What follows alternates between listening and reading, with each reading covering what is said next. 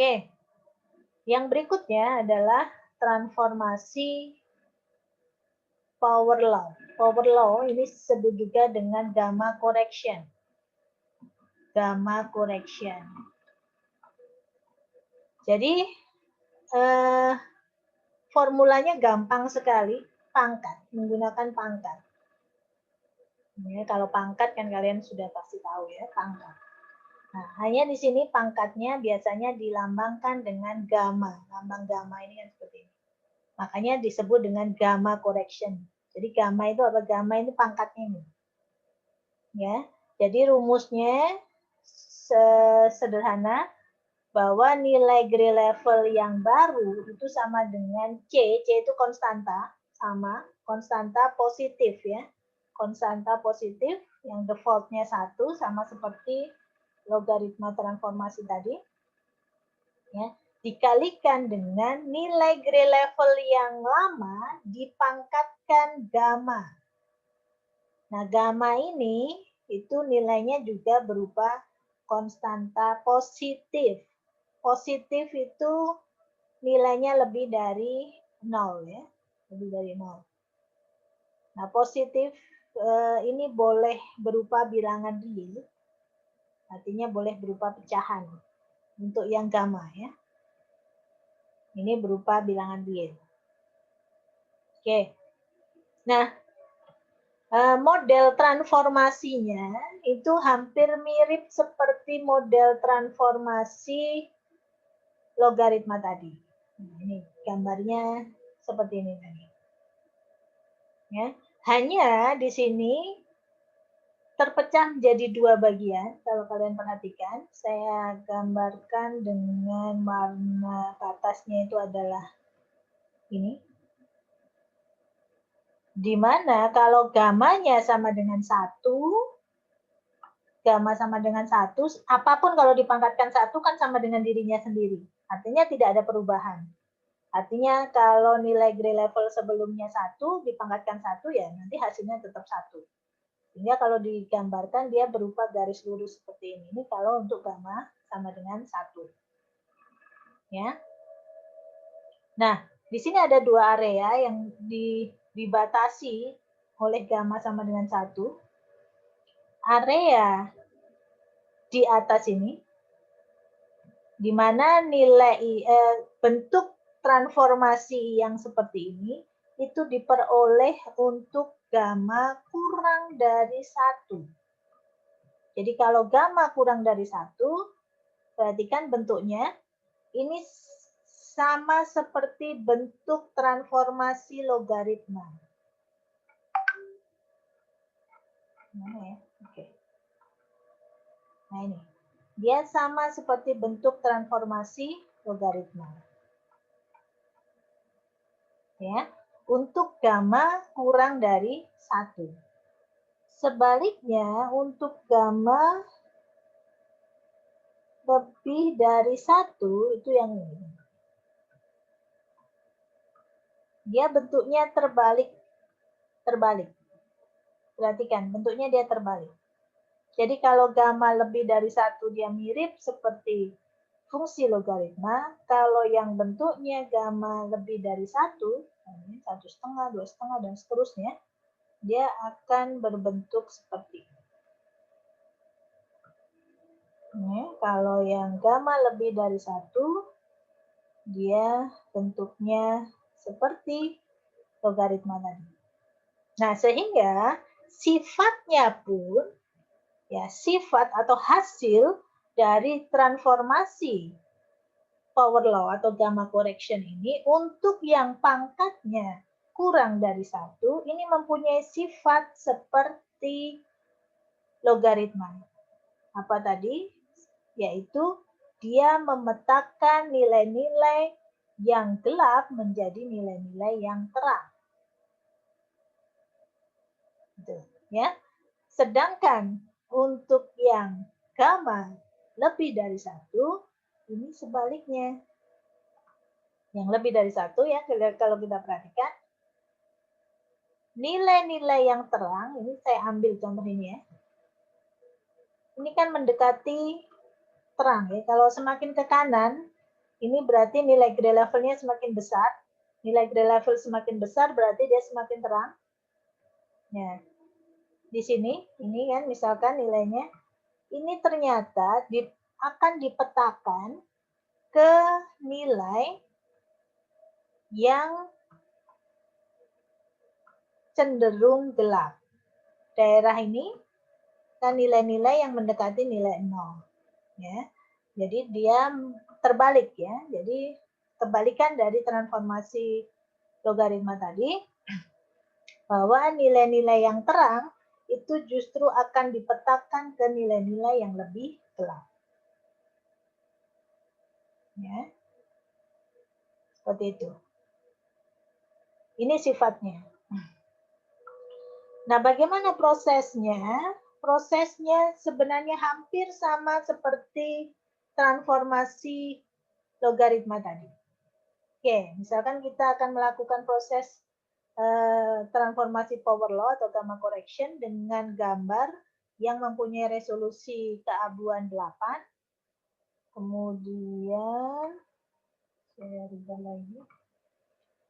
C-nya misalkan 1, lalu gamanya 2. Maksudnya semuanya dipangkatkan 2 gitu ya.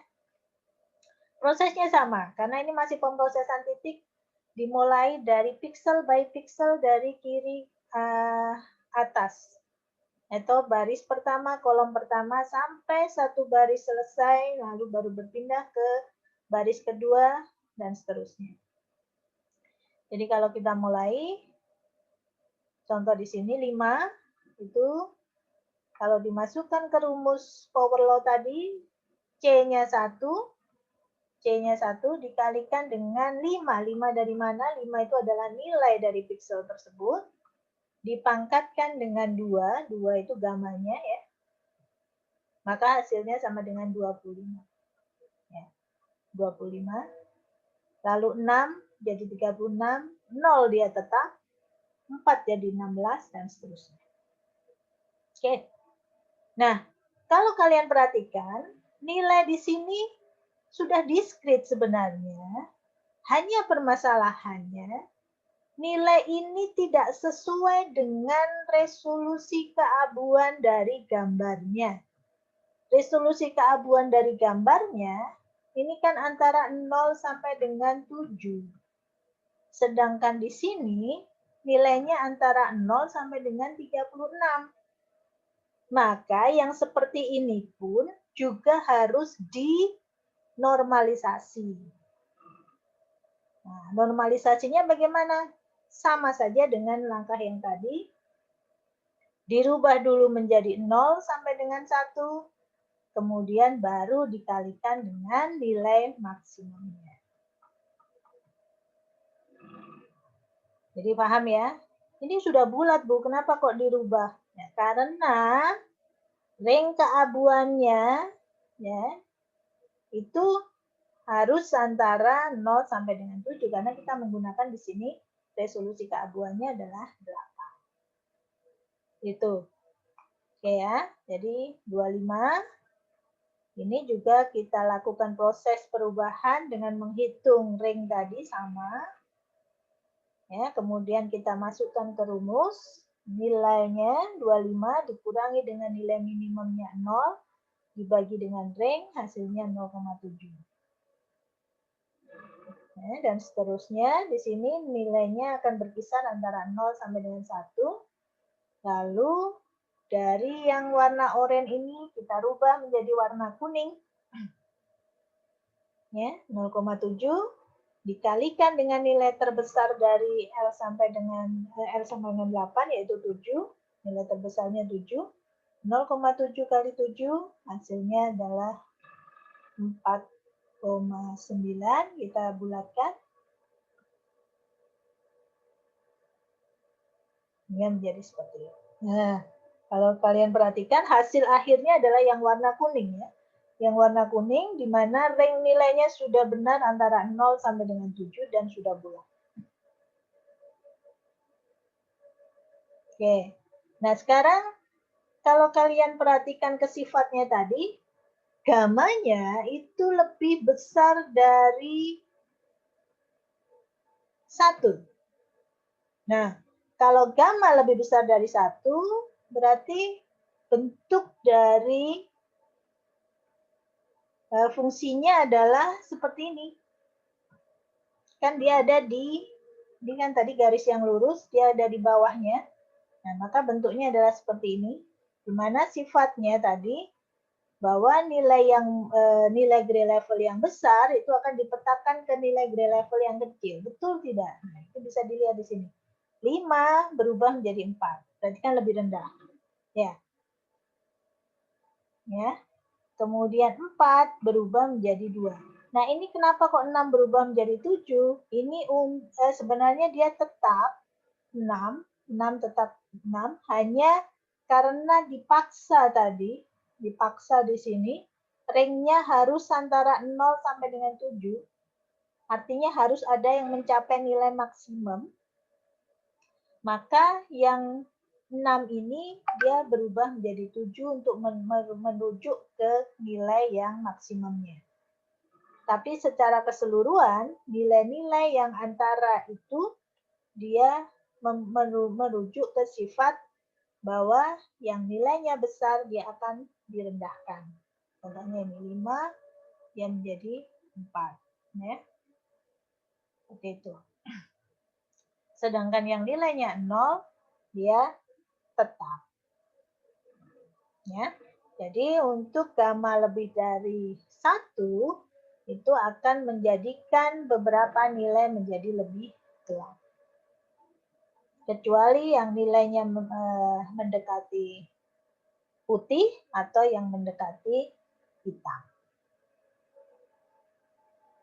Ada pertanyaan dulu?